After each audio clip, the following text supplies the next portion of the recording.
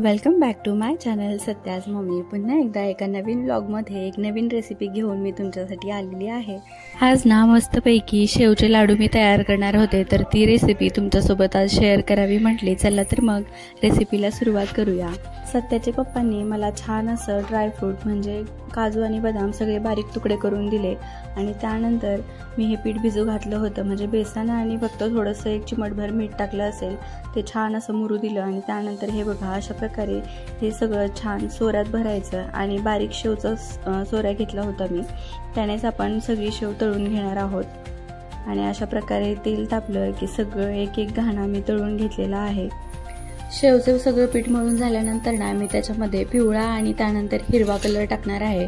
त्याने लाडू पण सुंदर दिसतात आणि कलर पण छान। लाडूची शेव तळताना ना फक्त जास्त कडक होऊ द्यायची नाही, नाहीतर मग ती चुरायला पण जड जाते आणि आपल्याला व्यवस्थित ती लागत पण नाही। हे बघा अशा प्रकारे मी हिरवा कलर टाकला होता। ह्या अशी शेव दिसतीये आणि त्यानंतर सत्याचे पप्पा मला अशी शेव बारीक अशी चुरून देत होते।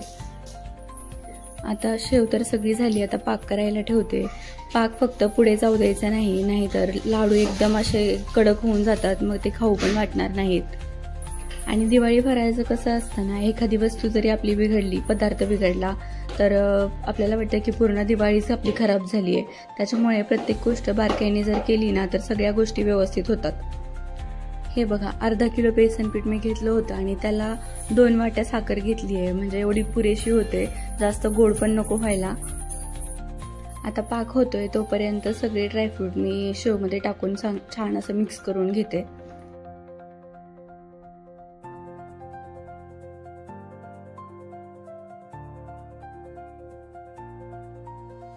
लाडू जर आपल्याला जास्त क्वांटिटीमध्ये करायचे असतील ना, हे ड्रायफ्रूट सगळे तुपामध्ये तळून घेतले तरी लाडू जास्त दिवस टिकतात। आणि त्यानंतर विलायची आणि साखर मी मिक्सरला बारीक करून घेतली होती, ती आता ह्याच्यामध्ये घालून घेते, म्हणजे लाडूचा पण छान असा वास येईल। चला आता शेव तर झाली आहे, पाक झालाय की नाही हा चेक करूया। आता पाक कसा चेक करायचा, 2 बोटांमध्ये जर तार झाली तर पाक आपला झालेला आहे असं समजायचं। आता पाक तर झालेला आहे, सगळं छान असं मिक्स करून घेऊ आणि पाक थोडा थोडा टाकायचं, जास्त व्हायला नको। आता सगळं छानपैकी मिक्स करून घेते आणि नंतर लगेच गरम गरम लाडू बांधायला बरे पडतात। ही सगळी शेव जर थंड झाली ना परत लाडू बांधता येत नाहीत, सगळे सुटतात। त्याच्यामुळे पटापट हे सगळे बांधून घ्यायचे। सत्याचे पप्पा आणि मी पटापट बांधायला बसलो आणि सत्याचे इथे एक एक उचलून खायचे चालू झाले लगेच।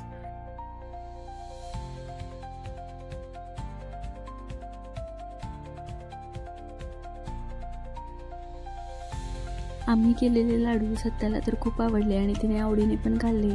तुम्हाला आम्ही केलेले लाडू आवडले की नाही कमेंट करून नक्की सांगा आणि चॅनलवर नवीन असाल तर लाईक शेअर सबस्क्राईब करायला विसरू नका। तोपर्यंत बाय।